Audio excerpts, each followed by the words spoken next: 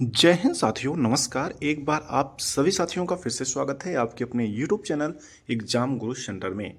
साथियों, आज है 24 नवंबर। 24 नवंबर के जितने भी महत्वपूर्ण करंट अफेयर्स के क्वेश्चन बनेंगे उन्हें हम आप सभी साथियों तक शेयर कर रहे हैं। आप सभी साथी सेशन को पूरा देखिएगा। अगर पसंद आए तो एक लाइक अवश्य करिएगा। साथियों, आपके एक लाइक से हम और अधिक मोटिवेट होंगे और आप सभी साथियों के लिए निरंतर वीडियो प्रोवाइड करते रहेंगे। ठीक है साथियों, सेशन स्टार्ट करते हैं। देखते हैं पहला प्रश्न है, हाल ही में विश्व टेलीविजन दिवस कब मनाया गया? 12 नवंबर, 16 नवंबर, 21 नवंबर या इनमें से कोई नहीं? साथियों, सही उत्तर होगा ऑप्शन नंबर सी, 21 नवंबर। साथियों, हाल ही में 21 नवंबर को विश्व टेलीविजन दिवस मनाया गया। दिसंबर 1996 में संयुक्त राष्ट्र ने 21 नवंबर को विश्व टेलीविजन दिवस मनाने के रूप में दिवस घोषित किया, जिस दिन 1996 में पहला विश्व टेलीविजन फोरम आयोजित किया गया था। ठीक है साथियों, बात आई है महत्वपूर्ण दिवस वाली, तो आइए देख लेते हैं इस मंथ के अभी तक जितने भी महत्वपूर्ण दिवस मनाए गए हैं।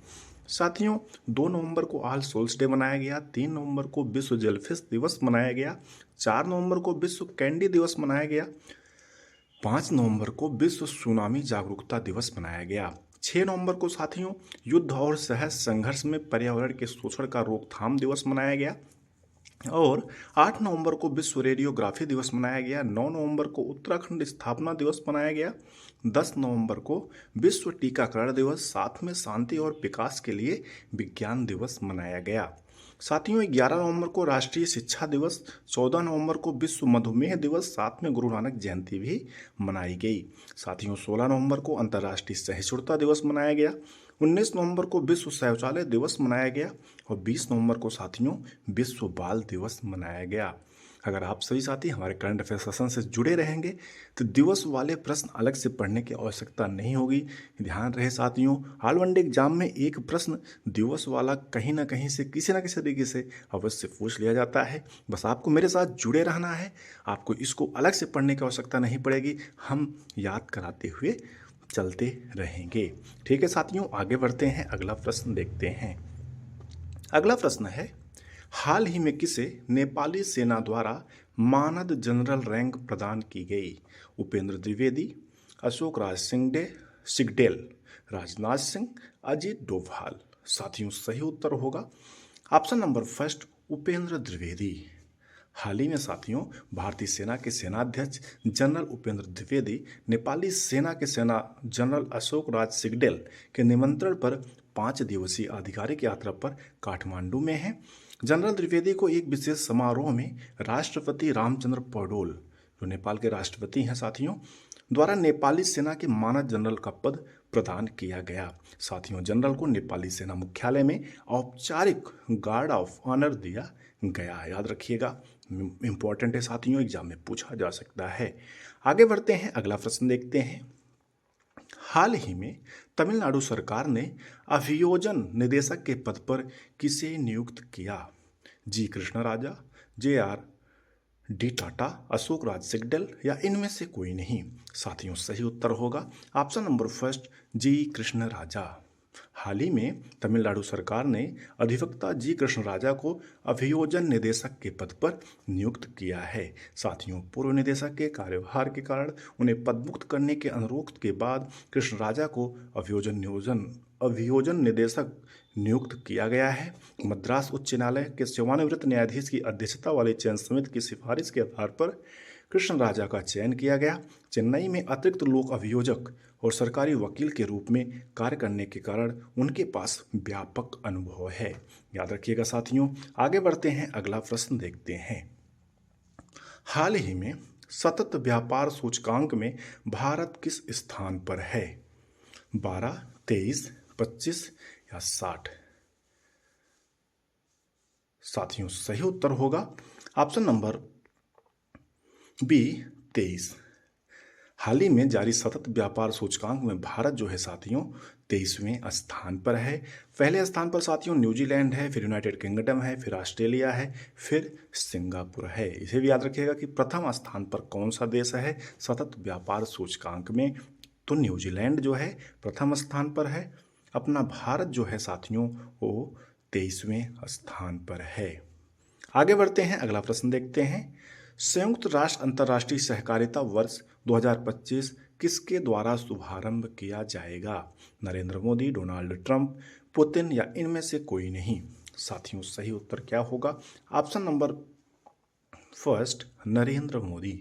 साथियों, प्रधानमंत्री नरेंद्र मोदी नई दिल्ली में आयोजित होने वाले अंतर्राष्ट्रीय सहकारी संगठन यानी आईसीए के वैश्विक सम्मेलन में संयुक्त राष्ट्र अंतर्राष्ट्रीय सहकारिता वर्ष 2025 का शुभारंभ करेंगे। साथियों, आईसीए के 130 वर्षों के इतिहास में पहली बार भारत में आम सभा और वैश्विक सहकारी सम्मेलन का आयोजन किया जाएगा। साथियों, यह कार्यक्रम 25 से 30 नवंबर के दौरान दिल्ली में आयोजित किया जाएगा। याद रखिएगा, आगामी एग्जाम में पूछा जा सकता है, महत्वपूर्ण है।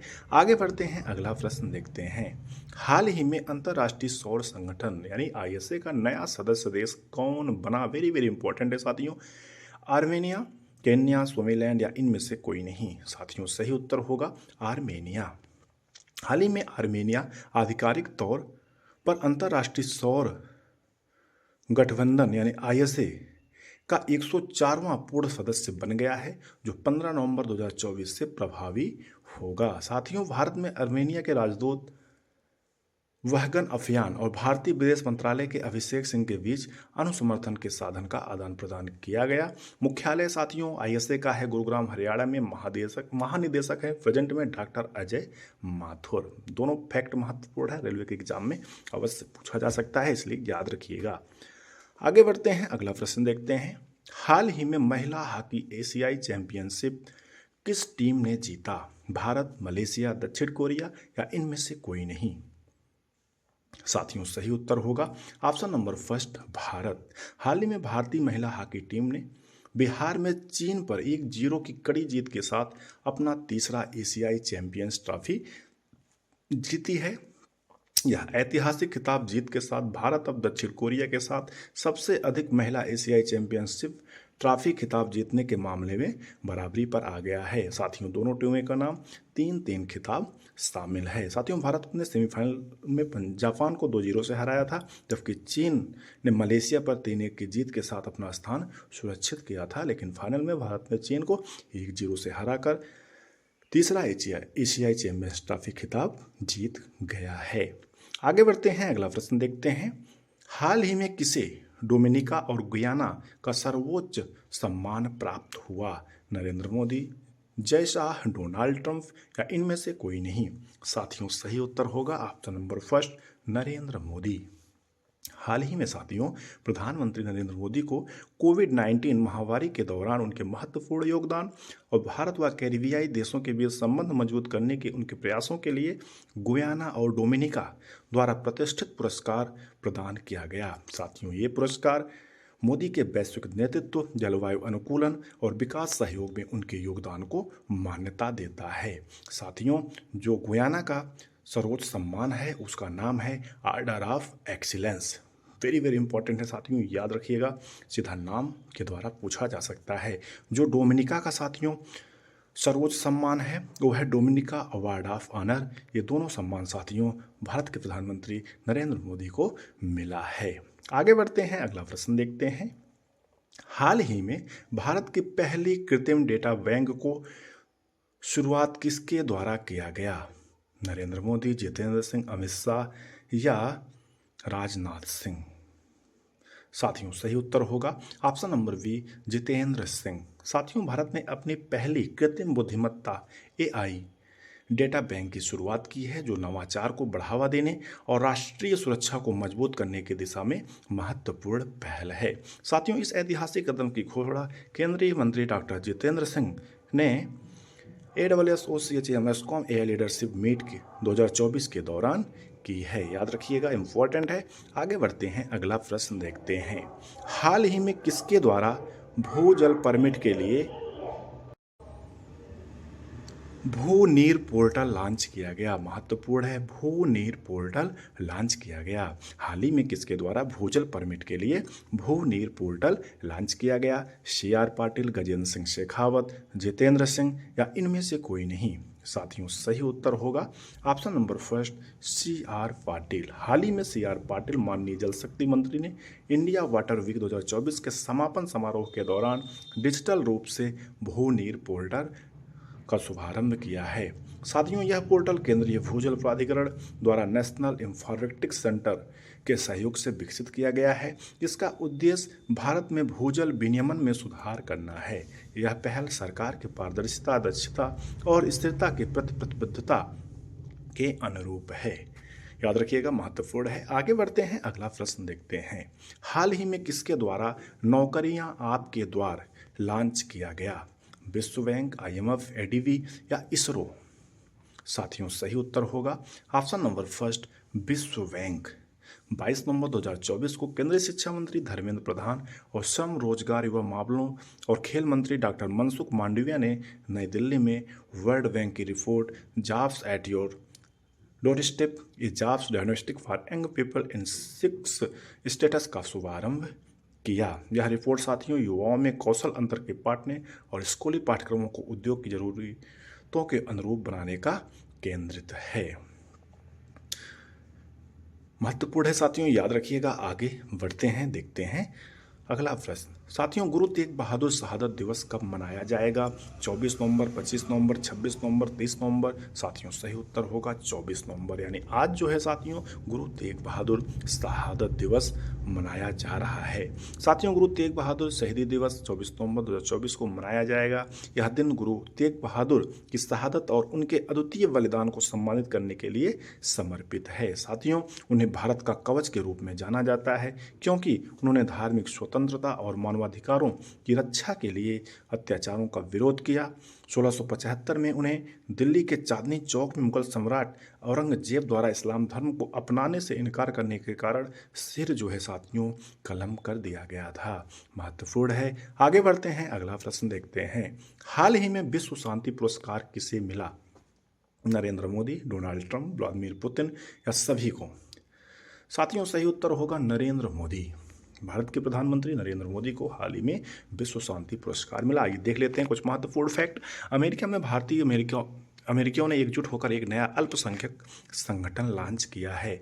यहाँ मैरीलैंड के इस्लिक 7D एडवेंटिस्ट चर्च में कार्यक्रम के दौरान शुक्रवार को association of Indian American minorities का उद्घाटन हुआ। इस संगठन का उद्देश्य भारतीय अमेरिकी प्रवासियों में अल्पसंख्यकों को एक साथ लाना और उनके बेहतर हालत के लिए काम करना।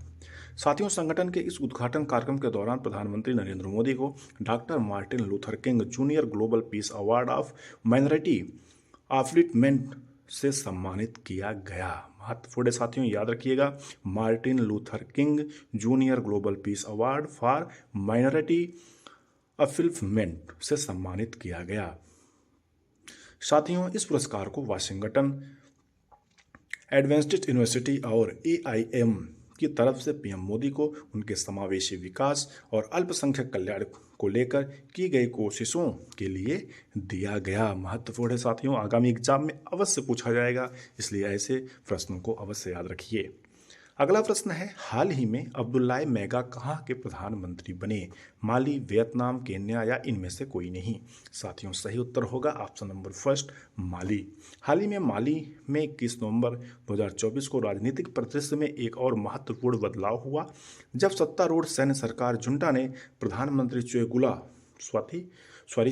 चोगुयेल मैगा को बर्खास्त कर उनकी जगह पर अब्दुल्लाह मेगा को नियुक्त किया है। यह घोषणा साथियों सरकारी टेलीविजन ORTM पर की गई। यह कदम उस समय उठाया गया जब सैन्य सरकार पर लोकतंत्र की बहाली के वादे को पूरा न करने और देश के राजनीतिक माहौल में बढ़ते तनाव के कारण आलोचना हो रही है, इसलिए वहां के प्रधानमंत्री को चेंज कर दिया गया। अगला प्रश्न है साथियों, हाल ही में किस देश ने 40 साल बाद जनगणना शुरू की है? इराक, नाइजीरिया, वियतनाम, दक्षिण अफ्रीका? साथियों सही उत्तर होगा ऑप्शन नंबर फर्स्ट इराक। हाल ही में इराक ने साथियों 40 सालों बाद जनगणना शुरू की है। साथियों, इस प्रकार से आज का अपना महत्वपूर्ण सेशन कंप्लीट हुआ। हमें उम्मीद है आप सभी साथियों को सेशन अवश्य पसंद आया होगा। अगर पसंद आया होगा तो एक लाइक करिएगा, ज़्यादा से ज़्यादा शेयर करिएगा। अगर चैनल पर पहली बार आए हैं तो सब्सक्राइब अवश्य करिएगा साथियों, साथ में बेल आइकन प्रेस करिएगा, जिससे कोई न्यू वीडियो बनती है तो आप सभी साथियों तक नोटिफिकेशन के माध्यम से सबसे पहले प्राप्त होता रहे।